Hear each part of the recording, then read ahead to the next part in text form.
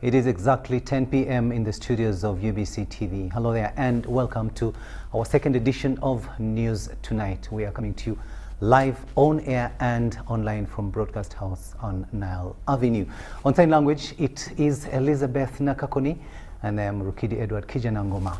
Thank you for choosing UBC TV as your channel of choice. The Mufti of Uganda, His Eminence Sheikh Shaban Ramadan Mubaje, has appealed to government to extend more support to vulnerable majority that did not receive money that was meant to support them during the 42 partial lockdown. He was presiding over al-Adha prayers at Old Kampala National Mosque. We have more in this report.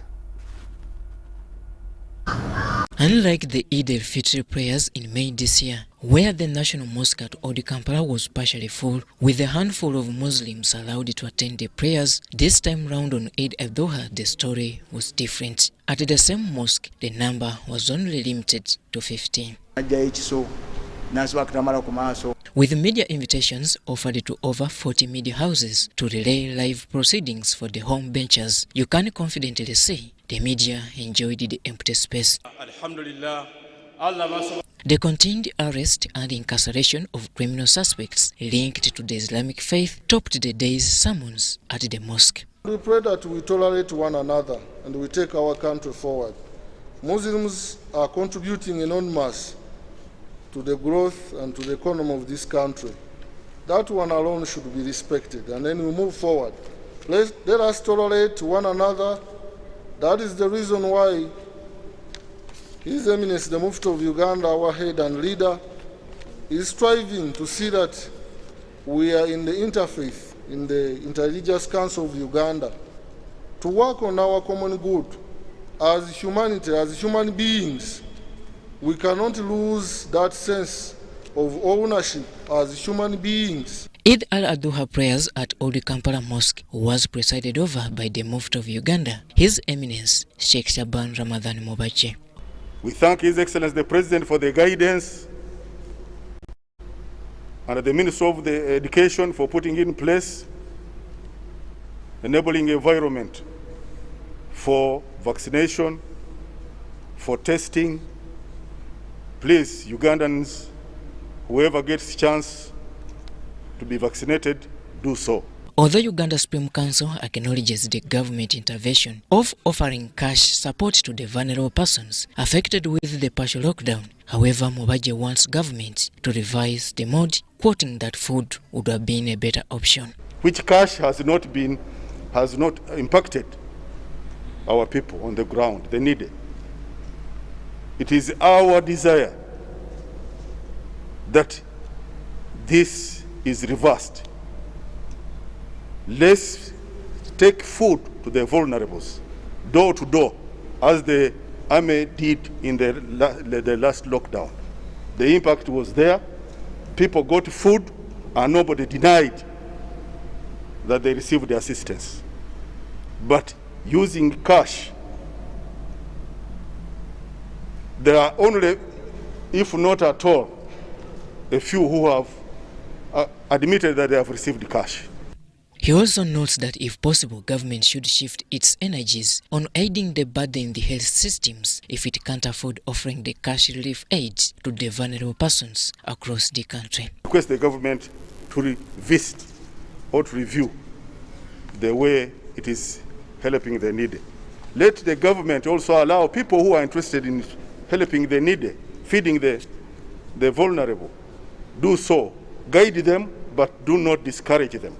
This is the second time since last year, 2020, when the Muslim community across the country is celebrating Eid al-Adha under such scientific manners. For emphasis, we are at this point after government thought it wise to suspend all public religious gatherings as a means of mitigating the spread of the deadly COVID-19 virus. Robert Onyango, UBC News. Downward. Thanks, Onyango, for that report. And of course, the Mufti of Uganda there, His Eminence Sheikh Shaban Ramadan Mubaje, not actually agreeing with the initiative where the vulnerable should be given money, and he believes that the food distribution, as it was in the past lockdown, actually did benefit very many people. That is something that we picked in that story. But moving on, and still with the Eid Adha prayers, unlike Eid al-Fitr, where Muslims attended prayers in mosques, this time round some mosques did not conduct Eid prayers in observance of the operating standard operating procedures to curb the spread of the corona pandemic. And our reporter Saddam Mubale was at Kibuli and Nakasero mosques, and he reports that echoes of silence loomed the mosques there.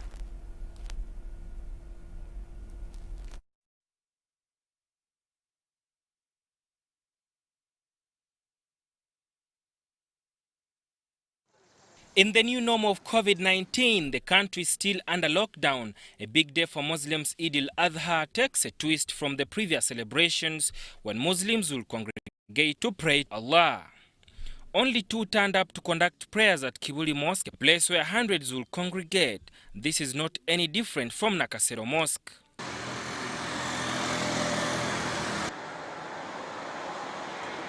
This is Abdul Majid Eid conducting prayers outside the mosque. He moved miles away from his home only to find no activity at the mosque, not even the takbir, a praise of Allah, during Eid day. Ngendenga nsadde kuki kusunna badde menti okusala kugenda kubeerawo at least wali baddewo takbir ebeerawo naye obulwadde bwatukoze bubi nnyo era Allah tusaasire ataase obulwadde buno olumenya abantu bwe tutusene okutugana okusinza Allah tusaasira tuteremu obwangu.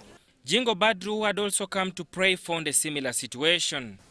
Naye badde ndudde okulaba embeera eno okuba olunaku lwa Eid nga luno olukulu omuzikiti omukulu nga guno mu ggwanga ne waba nga tewabaddeewo okusaala wadde okw'abantu abatono nnyo. Badde nsuubira nzize nga nina enniya nti tugenda kuba okusaala kw'abantu abatonotono naye tekubaddeewo kyansa. Tusaaliddwa nnyo naye nga y'embeera eri mu ggwanga eyo ey'obulwadde buno bwa COVID-19 bwe batugamba, naye tusaba omukulembeze w'eggwanga addirizeemuko katono kubanga kati wali baddewo enteekateeka emizikiti nga gino nga mubeeramu abantu abatonotono abasaamusaamu nga beewadde space, basobola okwewa space ne basaala. This woman had come to collect meat, which is normally shared on this day. Tekyampisiza bulungi naye era kyekiriwo, so tetulina option endala yonna, naye tusaba Mukama atuyambe atugireko kino ekirwadde, gavumenti etute tukole. She appealed to the landlords to remain lenient on tenants who are not working. Aveeyo atuyambe, ba landlord batugoba mu mayumba tusula wabweru. Ngekya Eid okiteese kubali kuba Eid egwawo leero naye ate ekyamayumba batuyambe ba landlord tubeere kale babeeremu obuntu. Yes, sente zaabwe bazaagala naffe twagala basasola naye tuli waka tutudde. On the other hand, a few invited high-profile persons conducted their prayers at Prince Kasim Nakibinge's residence. Ffenna nga bwe tumanyi guno mulundi gwakubiri ogw'omuddiringanwa nga tusaala Eid mu ngeri efaanana bweti. Mulundi gwakubiri nga baganda baffe ne bannyinaffe naffe n'okutwalira awamu tetufunye mukisa kukola umra wadde hijja. Tusaba Katonda ajjewo embeera eno abe nga ekirwadde kino atuwa eddagala era nga akijjawo tube nga tuddamu okubeera mu bulamu obweyagaza. Eid al-Adha is celebrated every month of Dhul Hijjah to commemorate the willingness of Ibrahim to sacrifice his son Ismail as an act of obedience to God's command. Before Ibrahim could sacrifice his son, however, God provided a lamb as a sacrifice. Saddam Mubale, UBC News in Kampala. Thanks, Saddam, for that report there. And in a related development, the city has been calm as the number of people on the streets remained minimal. Our reporter Ivan Kahwa set foot around various areas within the city to monitor operations during Eid Adha, and these are the highlights. Kampala City, downtown, has nearly been empty with a handful of locals on the streets. Unlike other days when Eid was celebrated by a mammoth of Muslims, the story this time around is different. Though some places in the city suburb have been open, the number of people accessing these settings remained low.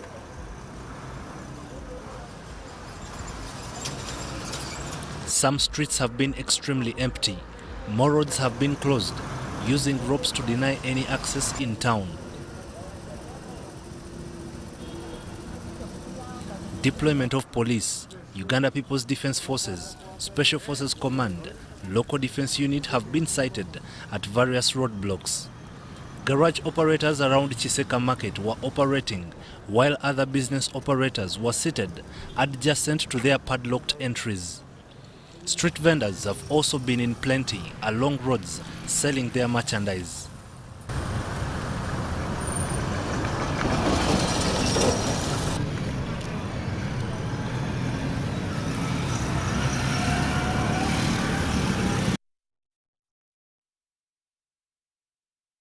Now, butchers at the city abattoir in Kampala are concerned about lack of animals to slaughter during celebrations of this Eid al-Adha and customers. Now, the vice chairman of the city abattoir, Kato Gerald, attributes the failed turn-up of customers and availability of animals to slaughter to the presidential directive on restriction of movements that has caused a big loss to abattoirs.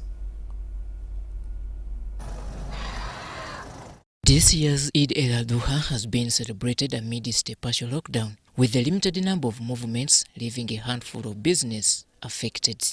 The abattoirs are one of the sectors that were affected due to the presidential directive on limitation of movement of both human beings and animals. These animals, they are very few by the way. Previous years we have been slaughtering more than 800 animals, but today we have just only like 200 animals.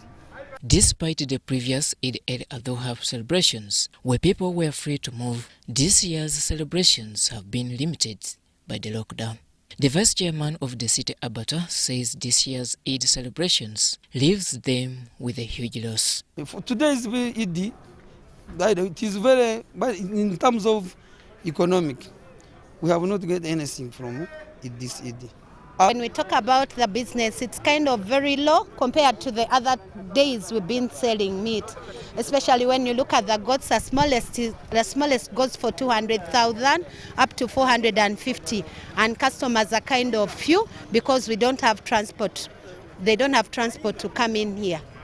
However, they are appealing to government to loosen on the grip to ease the transport for the affected sectors. Because as they are saying that we remain in the division, we can't get any cows from the divisions.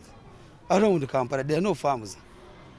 So we need to travel some long distances to reach in the farmers to get the access of animals. I feel the President of the Republic of Uganda to at least reduce on the, okay, we wouldn't think of numbers, reducing on the numbers because we are now counting them on fingers, but at least to at least allow us move. Andrew Sebira compiled this report. Now, let's look at why this all happens. Why do Muslims all over the world really slaughter these animals on this day as they celebrate Eid al-Adha? And it says that it is because it happens because people remember the bravery of Isaac, who was about to sacrifice his only son, and that was Isaac. But the Lord came in, or Allah came in handy, and he rewarded him with a lamb. Take a watch.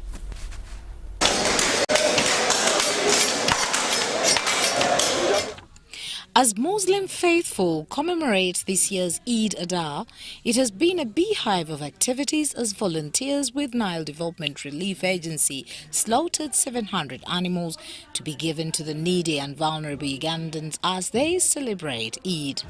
The animals included cattle, sheep, goats and camels. According to the organization's secretary, Nile Development Agency, Kawesa Godfrey, it is not only honoring the faithful, but as a development arm of the Turkish community in Uganda. And a very happy Eid of this Eid al-Adha. As Nile Humanitarian Development Agency, every year we do different activities, such as taking clean water to communities, such as giving bursaries to students who are needed. And also, on days like this, Eid al-Adha, we normally slaughter many animals. Like this year, we are slaughtering 700 animals, and we are going to distribute them to different people who are vulnerable. Farouk Walungama, one of the faithful who was at Wekiso Abattoir, explains the reason for today's celebrations. Eid al-Adha, and why is it called Eid al-Adha? Is we are remembering the act which was going to be done by our Prophet Ibrahim, because he had promised Allah. He was a fearful person. He promised Allah that whatever is given to him, he can be able to sacrifice. He even promised that if you give me even a son, because even at 80 years, he had not produced a child. Now he promised that even if you give me a child, I can even sacrifice for your sake. Through the week, members of Nile Development Relief Agency will be moving door to door, giving meat to Ugandans in need. The story was compiled by Setumba Douglas for UBC News. Let's go to Luweero now, where Luweero District local leaders are calling upon government to review its COVID-19 fight and control strategy to enable it to achieve quick results to ensure Uganda's economy's continuity. Now, this was during the Luweero District COVID-19 task force meeting hosted at the district headquarters. We have more in this report.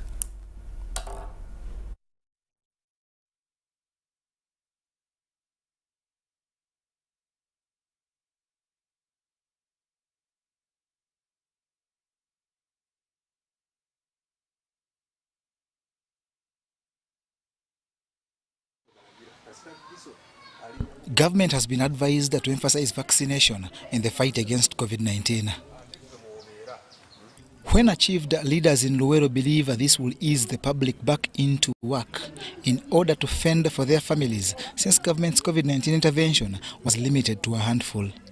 Luweero Resident District Commissioner Rose Birungi revealed a ban on washing of dead bodies and cooking food at funerals to reduce expose to COVID-19.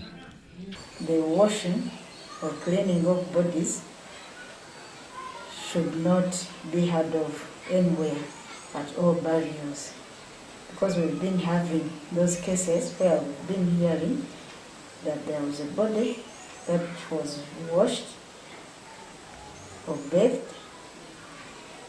which might continue to spread the virus. Police warns the public against crime and promises covert operations to secure tranquility. We are basically targeting mobile money agents, phone dealers, basically things that can easily be converted into money. But it's not so alarming, because we are trying to contain. We are killing two birds with one stone. As we enforce the curfew, we are also hindering the criminals from doing whatever they want to do. The meeting attracted all the 10 chairpersons and 8 mayors of the sub-counties and town councils that make up Luweero District. Still in Luweero, the Muslim community in the district has applauded their development partners from the Arab world for the tireless efforts they have made toward building for them mosques and setting up life-changing development projects for the communities. And as they celebrated Eid al-Adha in the Islamic faith, the most beloved of places to Allah is the mosque, and the most detested of places to Allah is the marketplace. And now in this report, we'll look at the significance of building mosques in Luweero. The Muslim faith fraternity leaders, especially in the Greater Luweero District, in partnership with the Islamic development partners, have been commended for the continuous efforts of constructing mosques in the entire Greater Luweero districts in the areas of Nakaseke, Nakasongola and Luweero. In the Islamic faith, there is great reward in building a mosque for Allah's sake. However, whoever builds a mosque for Allah, it's believed that Allah builds for him likewise in paradise. However, here in Luweero, building mosques is among the priorities to build a robust religious foundation, and setting up of Islamic income-generating developmental projects like Muslim-founded schools, health centers is key in changing society and the lives of people. The chairman of developmental projects in Bamunanika constituency in Luweero District, Haji Umar Musoke Malo, requested the regional district Kazi of Greater Luweero Districts, Sheikh Kiza Abdul Kadir Mogoloma, to consider putting in place income-generating projects for the many mosques built in Luweero. So we requested the district Kazi, together with his team, to change the strategy from only building the mosques to building schools. Call fell on the heels of yet another donation of a consignment of items for the elderly Muslims and religious leaders in the Islamic faith in Zirobe Sub-County, Luweero District. The donation was made by the Minister for Higher Education, Dr. John Chrysostom Moyengo, as part of the Islamic Quran doctrine that calls for sharing with the needy persons in such moments. The items handed over include rice, sugar, matoke, cash, soap, chicken, among others, at Bulabakulu village located in Zirowe Sub-County.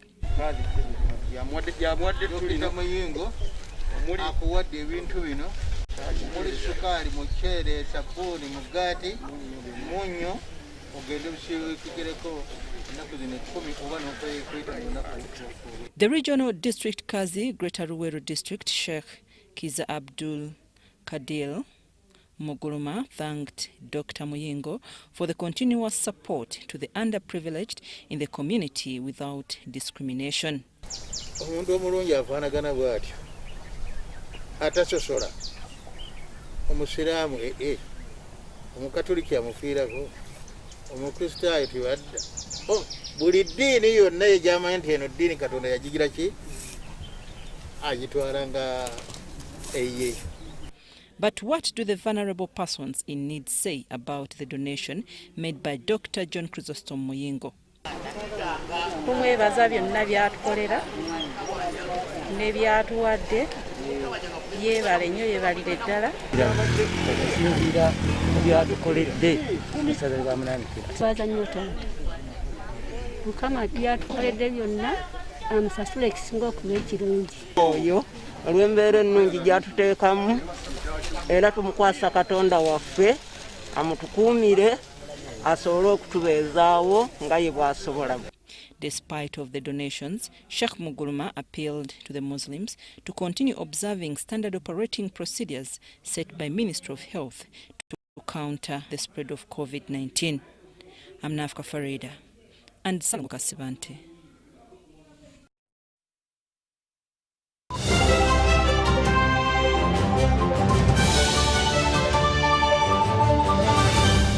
Today in history.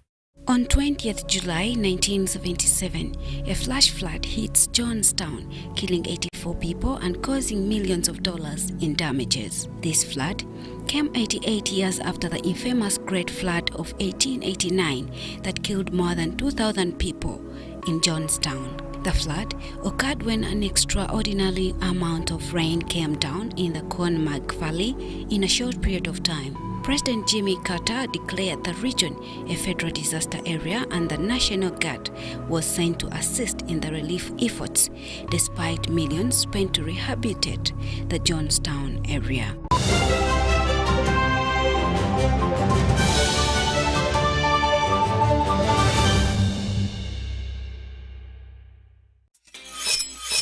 We've cut and reduced our MTN Momo withdrawal rates. Now you can withdraw mobile money at the lowest rates. You also get MTN Century Points when you deposit, send, and withdraw MTN mobile money. Visit our Momo agents countrywide and withdraw mobile money at our reduced rates from 1st May 2021.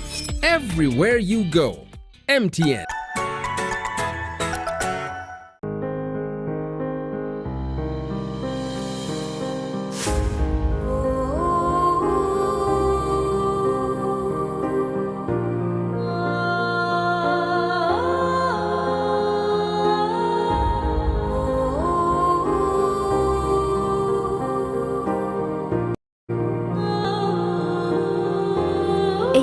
COVID-19, Kijjanangoma. If we get vaccinated now, observe social distancing, wear a mask properly, sanitize or wash our hands with soap and water regularly. Together we can defeat this enemy.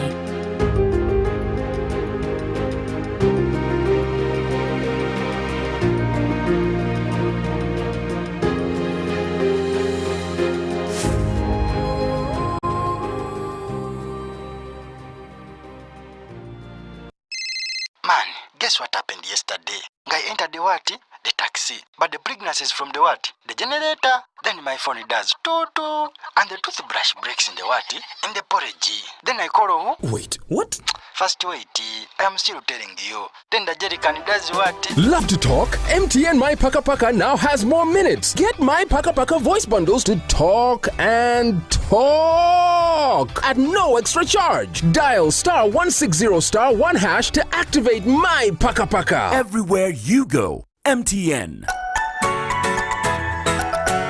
As the financial year 2020-2021 draws to an end, URA has put measures in place to facilitate taxpayers to file their returns and pay taxes within the set deadline. All our offices across the country and the URA Contact Center shall remain open to provide extra support to our esteemed taxpayers. Additionally, we have extended our contact center service hours from 8 a.m. to 11 p.m. Monday to Friday, and from 9 a.m. to 3 p.m. on Saturdays and public holidays. In light of the COVID-19 risks, we encourage taxpayers to reach us through our improved contact center and other online platforms instead of making physical visits to our offices. For online support, please reach us through our toll-free lines 0800 117 000 or 0800 217 000. Email services@ura.go.ug. Website ura.go.ug. Social media: Facebook URA page, Twitter @URA Uganda. URA Customs Help Tool help.ura.go.ug/login.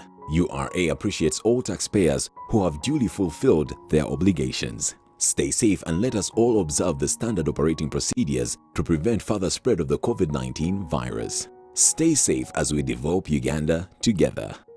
Uganda Revenue Authority. Developing Uganda together.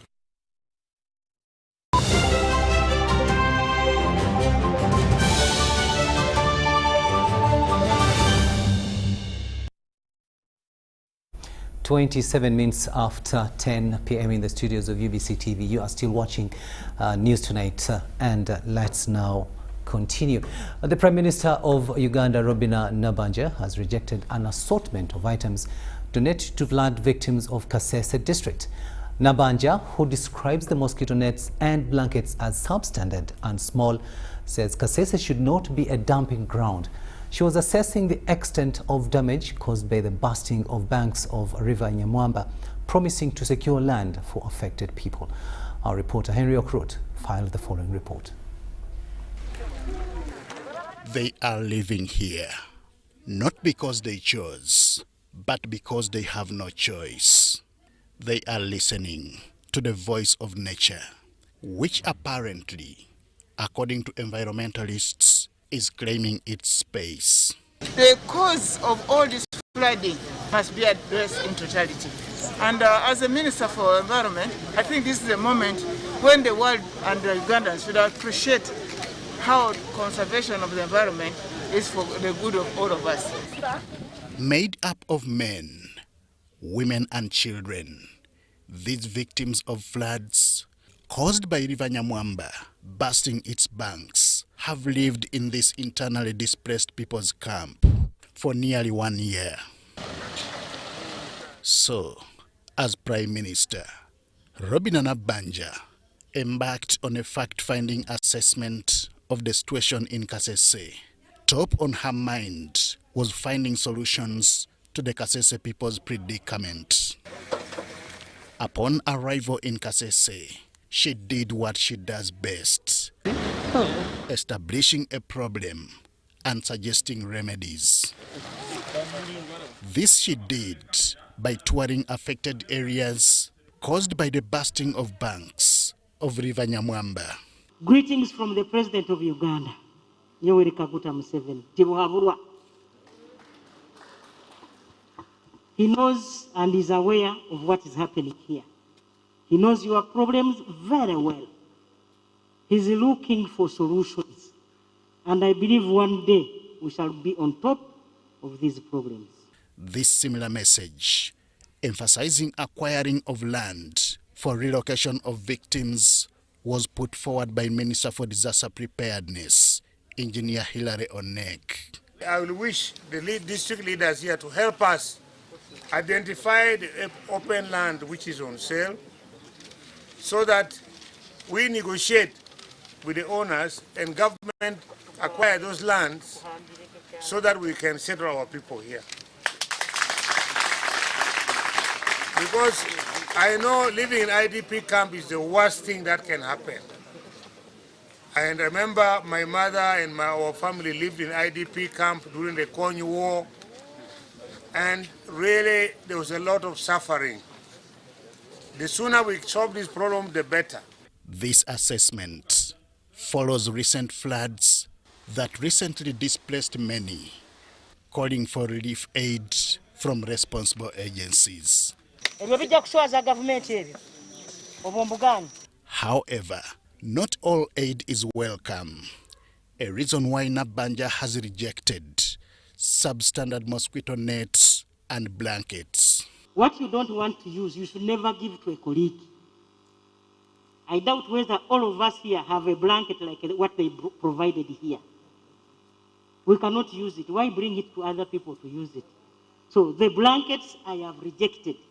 People are whispering here, those are donations. No, if they are donations and they think they can dump here in Uganda, let us reject those bad quality. We are going to take them back. I think the commissioner will have to take them back from the sources and see that they give us better material than those which are here. As Nabanja concluded her assessment with a stakeholders meeting, a ray of hope was beamed on finding a lasting remedy to the challenge of floods in Kasese. Henry Okurut, UBC. Yes, Uganda is not a dumping ground, and those substandard blankets being rejected there by Prime Minister Nabanja. Now, exorbitant costs of admission and treatment of COVID-19 charged by many of the private hospitals in the country has attracted the attention of Uganda Human Rights Commission, stressing the need for government's intervention if the importance of health is to be recognized. Acting chairperson to the commission, Medi Mulumba, made the remark at a media briefing held at the commission's headquarters in Kampala. The exorbitant cost of treatment of COVID-19 patients by private hospitals in the country has attracted the attention of Human Rights Commission, among other factors. Representing the chairperson of the commission, Medi Mulumba, says health workers must uphold their professional oath of saving lives rather than putting conditions that jeopardize life.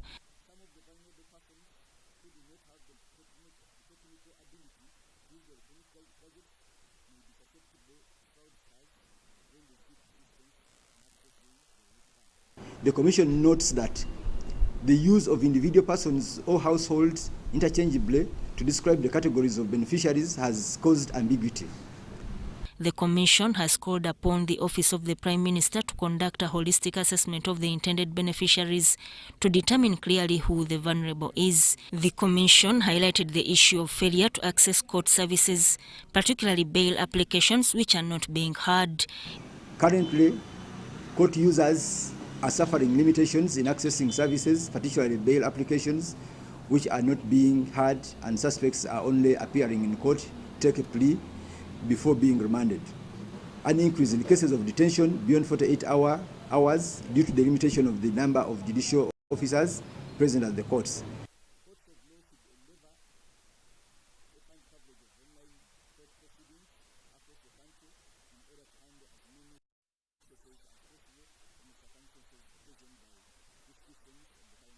It further raised concern of allegations by security agents demanding for bribes from motorists, and failure to comply has led to penalty receipts.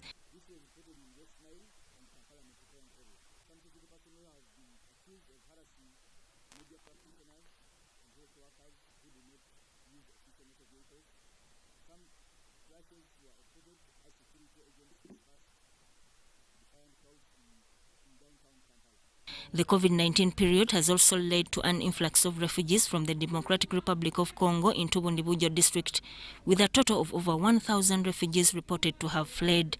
Medi Mulumba says the Commission has spearheaded joint advocacy activities to support victims of torture to access justice. Sudat Kaye, UBC. And we do apologize for the glitch in that story where the soundbite was not audible. Now, Uganda's private health sector plays an important role in delivering service to Ugandan citizens. However, critical gaps still remain.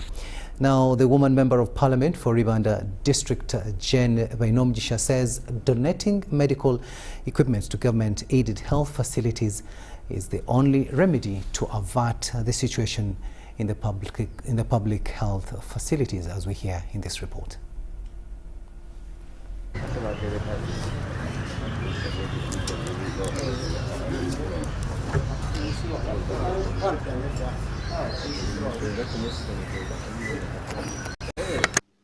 Health experts have attributed the number of people dying of COVID-19 in Rukiidi District to late detection for the patients to access better treatment. They have to trek long distances to Mbarara or Mulago hospitals.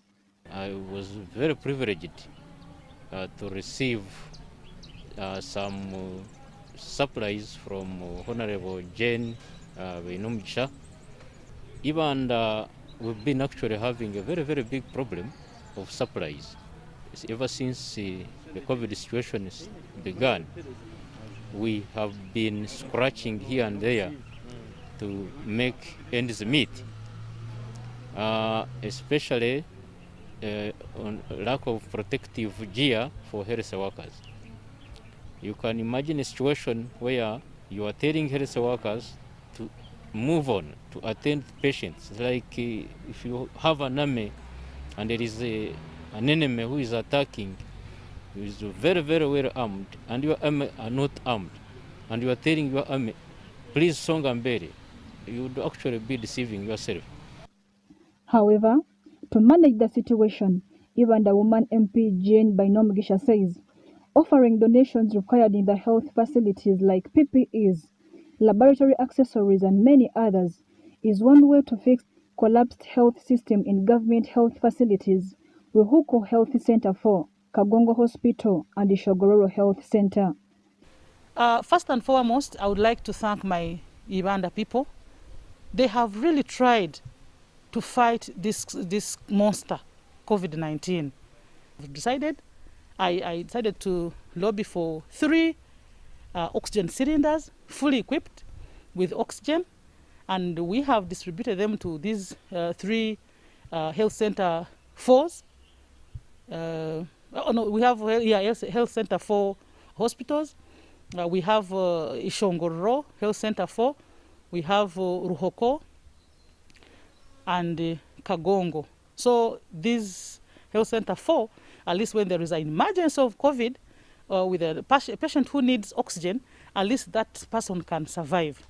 Then we have also decided, I also lobbied and got a few personal protecting gears, and I've also provided them with gloves. I've also provided them with masks. I have also provided them with liters of sanitizers and a few liters of sanitizers. So really, with those, at least it can help to cope up with the little patients that we shall be having who need oxygen, as also wait for government to provide the service. Bainomjisha spent over 20 million shillings to address challenges in the 3 government health facilities. Today, I handed over these equipments to the RDC, the DHO, in front of the district task force, concerning COVID, and also a few of the councillors. So I was happy really for my first attempt as a woman MP to be able really to manage to lobby all those equipments, and I know they will do the needful. I kindly urge the DHO and his team to handle these equipments very well, especially the oxygen cylinders and the regulators. The resident district commissioner of Ibanda district, Mary Kamaduka, says the donations were timely. In Ibanda, cumulative deaths, we are standing at 28. Since inception, and many people were not infected the first wave, but this time around, there are more infections. But good enough, people get medication and they become okay. But of course, as I've told you, the 28 people have already perished. So in fighting this COVID-19, this wave, we didn't have items to use, more especially for our medical people. Take for example, we didn't have the PPEs to use. And a health worker working without gloves, without masks, without sanitizers, the going was not good, but they tried their level best. Kenneth Tanaba compiled this.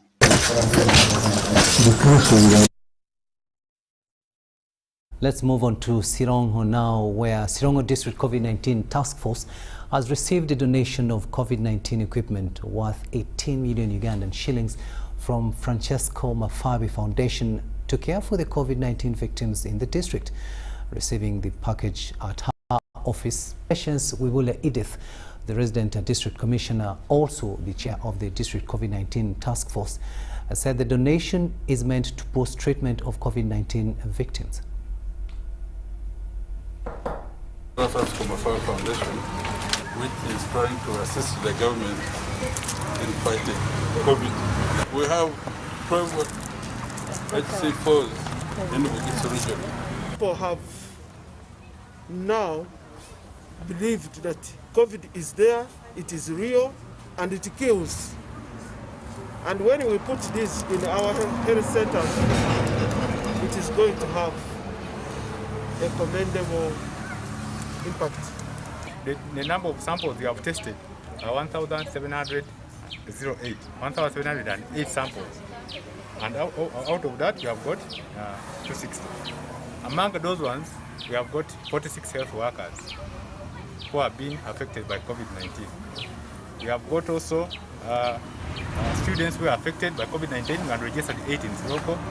Few of them were referred to Mbade Regional Referral Hospital for management. The majority are under what we call home-based care. As we talk now, we have 62 patients under home-based care, and they are doing very well. My own family had 8 patients who were infected by COVID, and the situation was so worrying. But thank God, they got cured. Now, in the normal African context, we normally say slaughter goats, slaughter cows when someone comes out of such a situation. But we thought it wise that we form a foundation. For all this, they are demanding for the COVID-X because it is now known countrywide that COVID-X is effective. People have used it and they are fine. So every time you test a patient and tell them you are positive, they are like, now doctor, what is next? We hear about COVID-X, the treatment. So with this now, much as they are few, at least they will help us to start up. Okay? We shall at least be able to sort a few patients, but also, most important,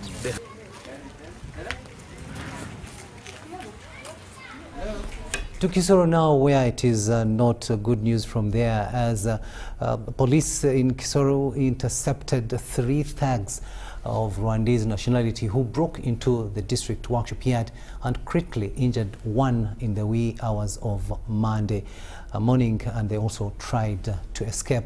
The injured is Gerald Turinayo, who claimed to be a resident of Michingo village in Kisoro municipality, who was shot in both legs and arms by police guarding the premises.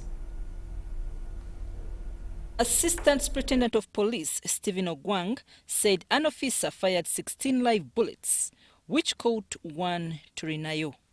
He had escaped, but later picked by police and taken to Kisoro Hospital, where his nursing wounds. Hospital, he disappeared from the scene when he was shot because he could not run far, but he was hiding near. So in the morning, when we continued to trace for him, when the officer contacted us, he had hidden not far from the scene. So we got him, was injured from the leg, and we have first taken him to the hospital. Gerald denied allegations and said that he was coming from a bar at night when a police officer pelted bullets at him.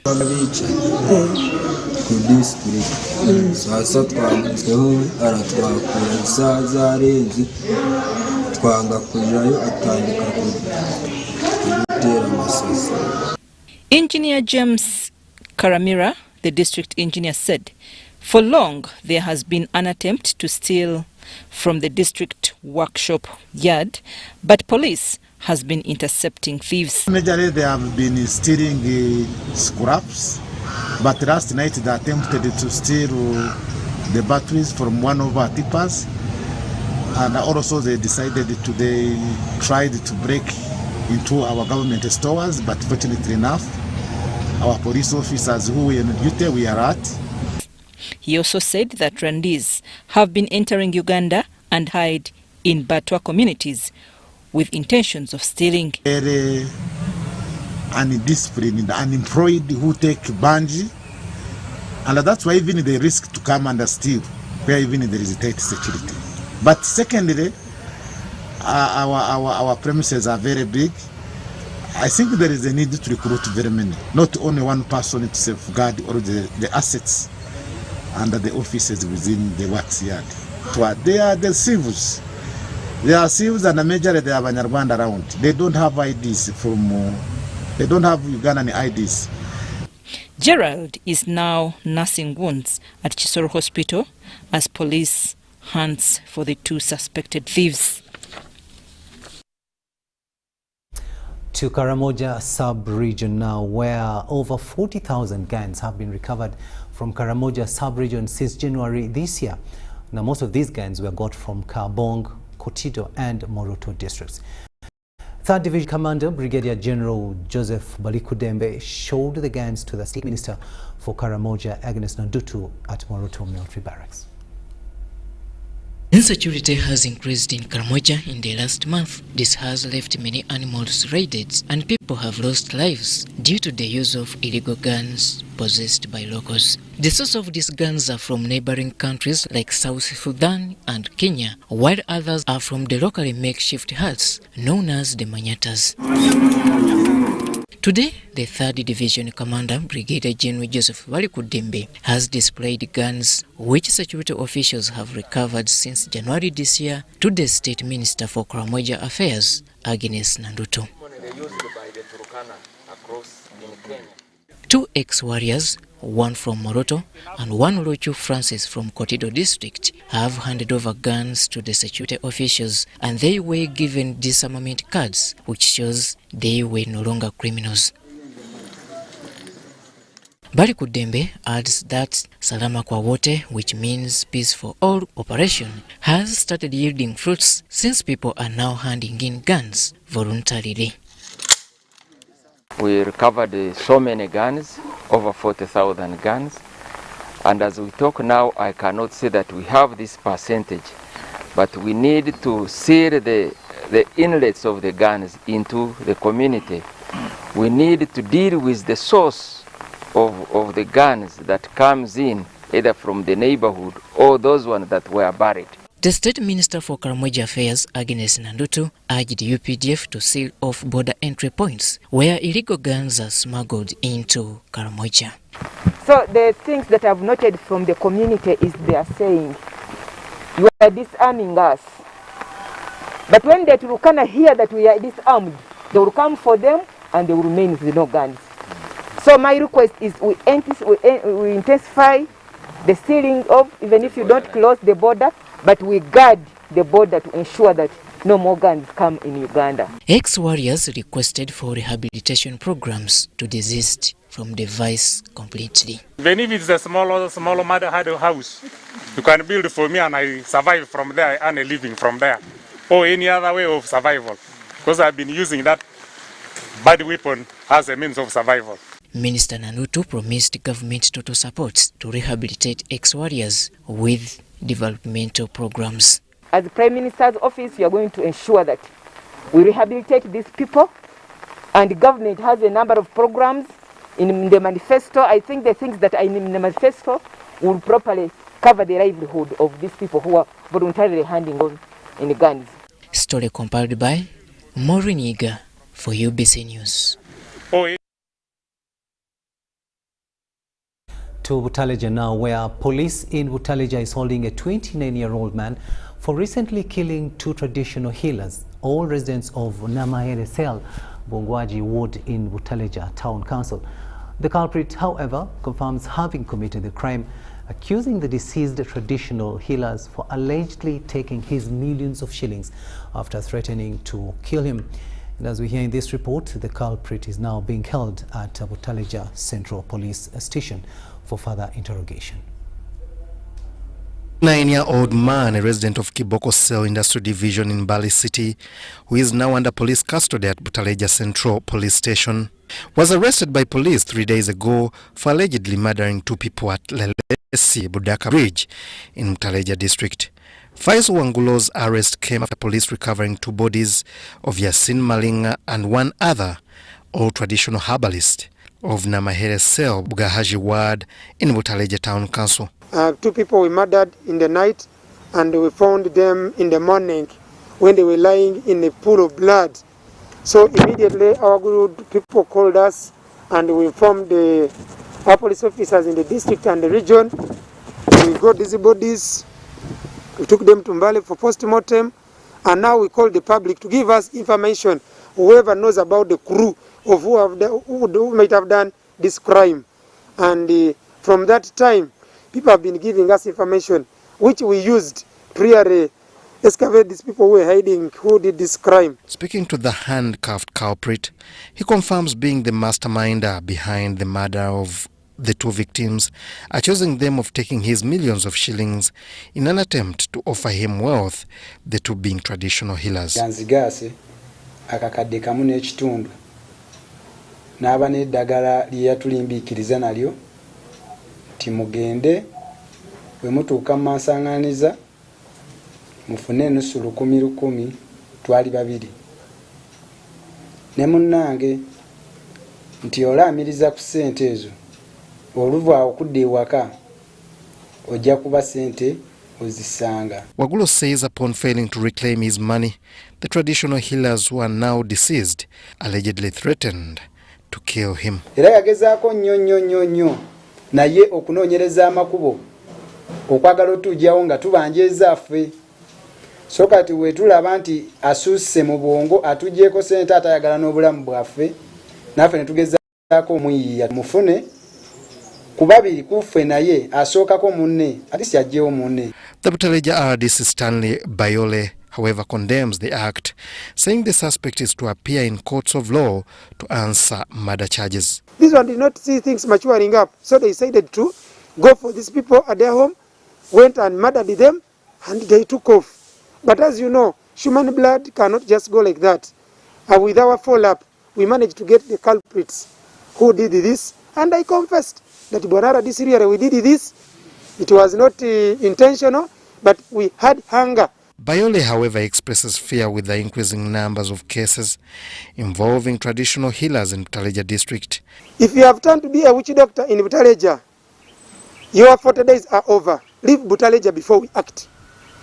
We shall not tolerate this, because many people are being conned under the disguise of traditional healers.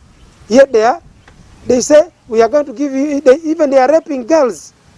They say, Bumenke, this is Bumenke, but in the hours of the night, youthful boys move to people's homes. In this case of Bumenke, they rape women.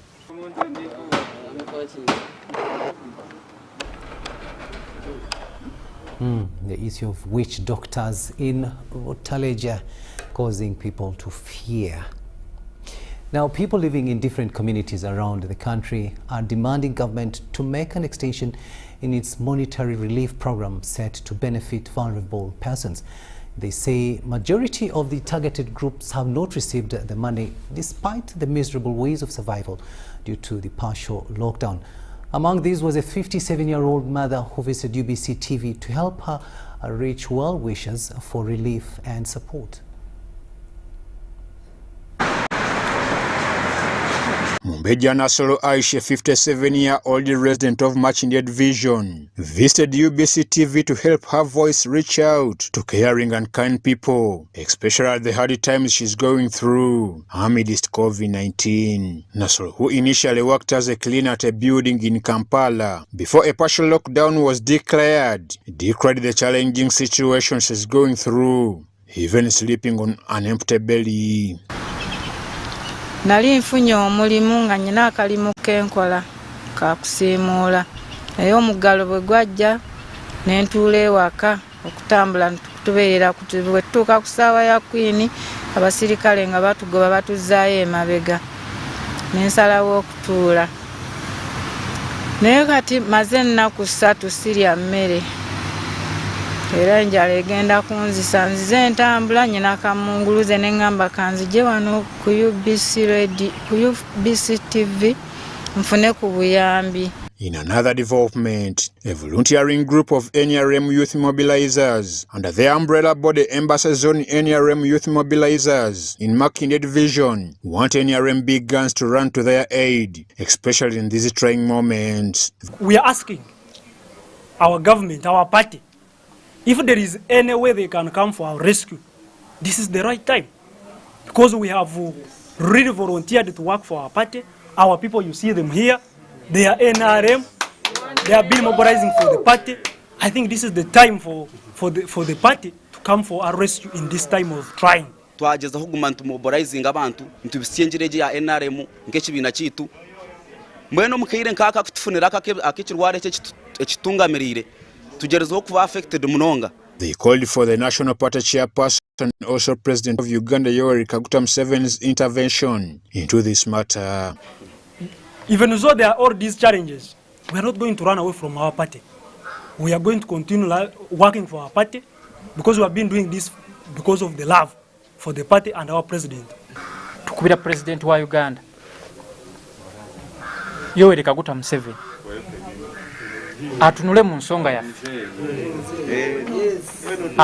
nsonga yaffe tuyambibwe kuba naffe bannaffe batuli bubi naffe tulina ebizibu byaffe batubanja. Elsewhere, residents from zones of Kisugu, Wabigalo, Chibuli and Bukasa in Muyenga received food relief donated to them by the management of Afro Park Hotel. Wearing smiling faces, beneficiaries thanked the hotel's management for the support in this hard time.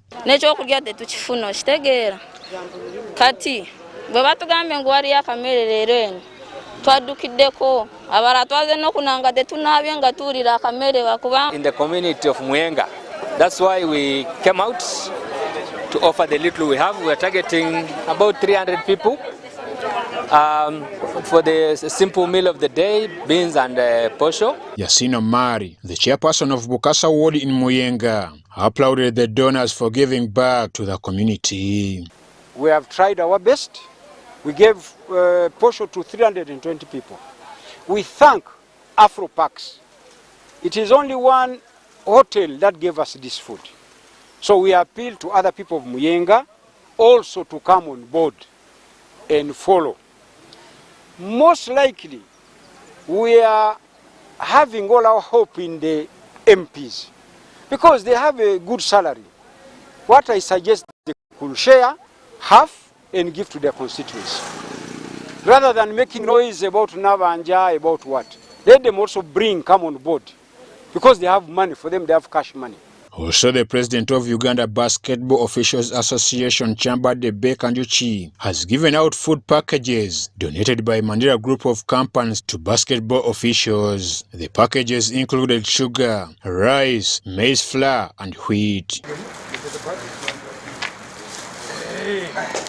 Looking at how can we support our people during the trial moments and giving back to the community through my initiative as the president for the officials.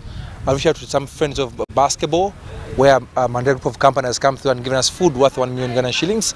Today we've been able to give out the food to some officials, and we're going to give out this food from today until Wednesday. We are not so good, but we managed to get something to eat. And Ivan Juko, UBC News. We'll now take a short break and return with business.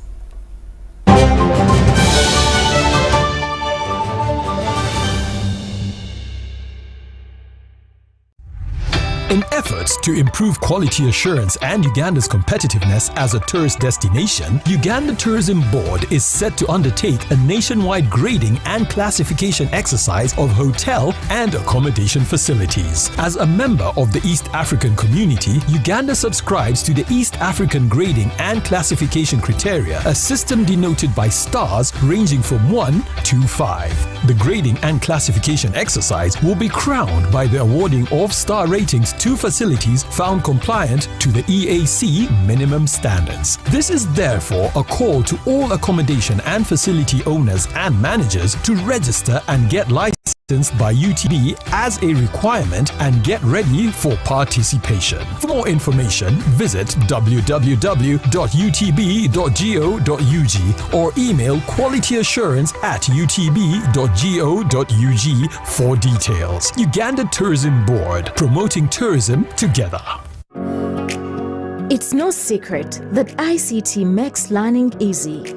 The strides made in our field couldn't be possible without it.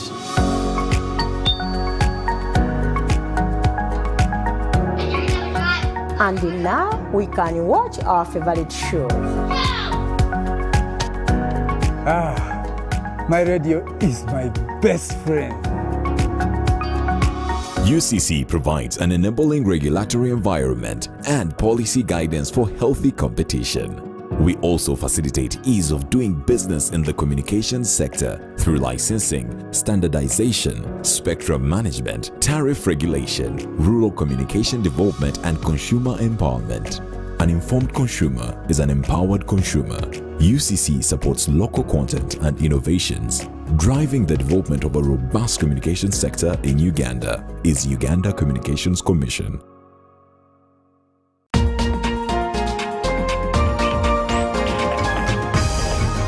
This week on UBC. So there are a lot of limitations around gender and in community, and there is this funny thing: women who have not been able to give birth cannot do anything in community. Actually, when you don't give birth in community, they see you as a nonsense. It will even stop people from giving you that opportunity to be a leader in the community. But why? Me not giving birth could be a biological problem, and no one can act on that apart from the Almighty God. So give us a platform as women in our diversities, respect us in our originalities and backgrounds, and help us to champion change, because we want to be there. We want to see that women are driving everything.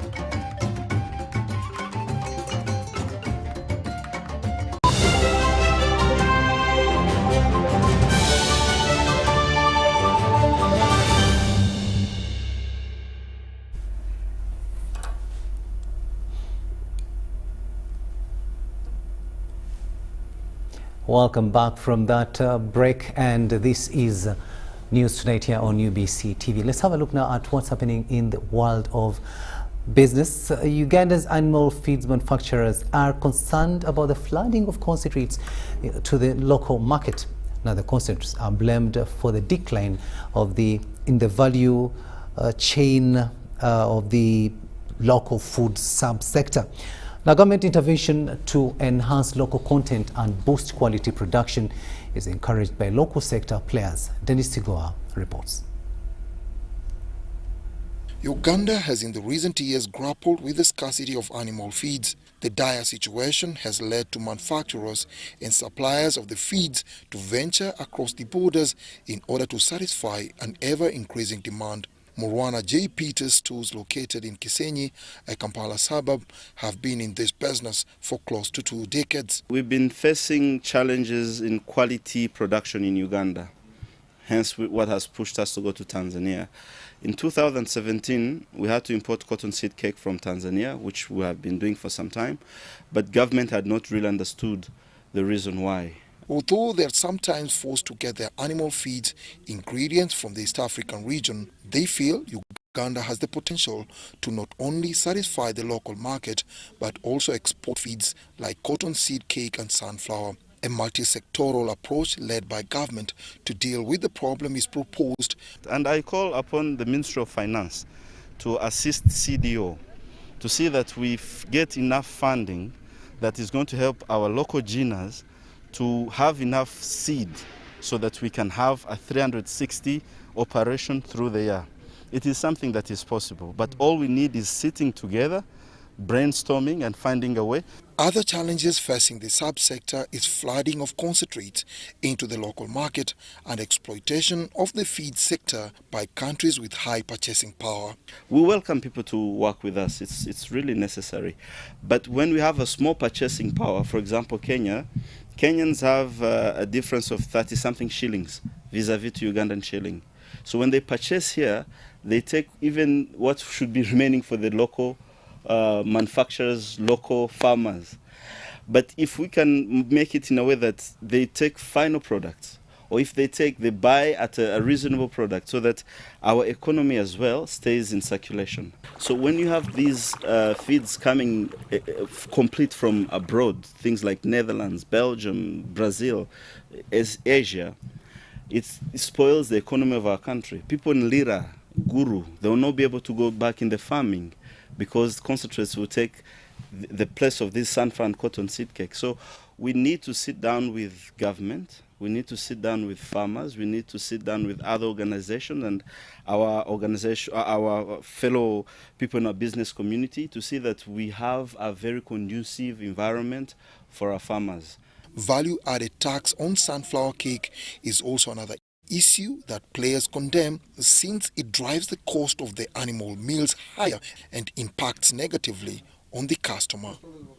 Dennis Igoa for UBC Business.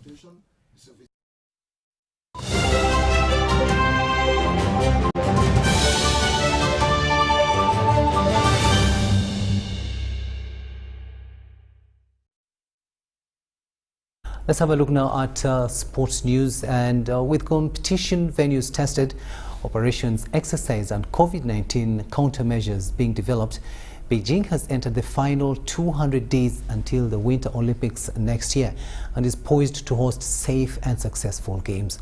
Now, despite challenges caused by the pandemic, organizers are busy putting finishing touches on non-competition facilities while finalizing plans this week for services during the games.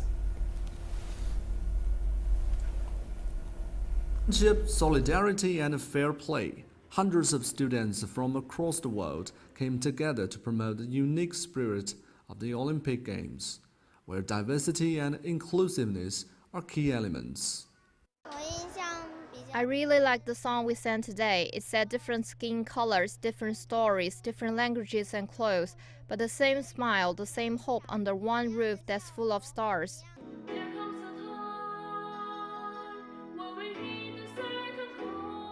These young ambassadors are singing for a peaceful and better world.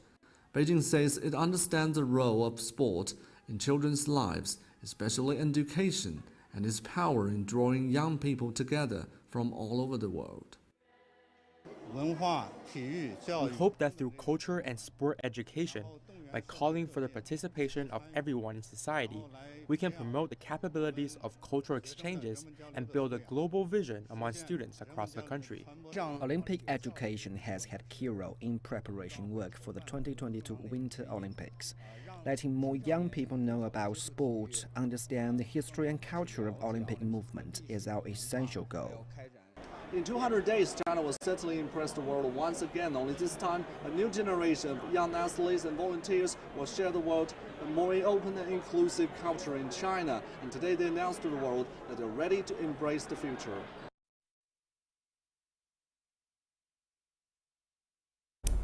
Still with the Olympic Games, Tokyo's Olympic venues for fencing and taekwondo are in the final stage of preparation for the 2020 Summer Olympic Games, slated to open this Friday. Now, as this year's Olympics will be held amid the coronavirus pandemic, preparations have been made ahead to curb any potential spread, and every seat of the media center has now been fenced with transparent baffles. Meanwhile, the Makuhari Maize Hall will also host the fencing competition scheduled to kick off Saturday. In the arena, facilities have been basically completed, installed and debugged.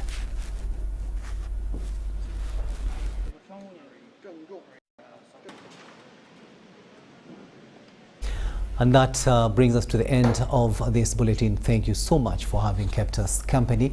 On sign language, it has been Elizabeth Nakakoni, and I am Rukiidi Edward Kijjanangoma, wishing you a blessed night. However, we leave you with the weather forecast for tomorrow with Kutesa Mili. Good night. Thanks for tuning in. First, I want to congratulate the Muslims upon reaching their Eid Mubarak. Going back to the weather, we're still having light showers in most parts of the country, but mainly in the northern part of our country, but other places are still experiencing sunny intervals. This is due to the region that is over the tip of South Africa that is keeping the rainbow in the northern part of our country. That's why we are seeing that most of the northern part is experiencing some light rainfall, but the rest of the country is benefiting from the local effects and some fumigate air that is coming from the Congo airmass advecting into our country. Tomorrow morning, we expect to wake up with light showers across lake shores towards the east and some parts of the northern part of our country, but the rest of the place is expected to have sunny intervals. Afternoon hour, though, we expect a pickup of light showers most parts of the country, but mainly in the northern, some part of the east, but the rest of the country, mainly in southwestern of our country, is expected to continue with sunny intervals. Temperature raise up to 29 degrees Celsius maximum in northern part of our region and the Karamoja part, 27 in the capital city Kampala, Kabala Highlands with the lowest of 25, Kasese with the highest of 30 degrees Celsius. Youth is moving out of our country, reaching out to other cities across the globe. We are forecasting sunny conditions across Dubai and Johannesburg with a maximum of 41 degrees Celsius across Dubai, New York and Berlin with sunny intervals, Hong Kong with cloudy conditions with a maximum of 29 degrees Celsius. Thanks for tuning in once again on UBC. I remain Kutesa Mili. Stay tuned and see you tomorrow.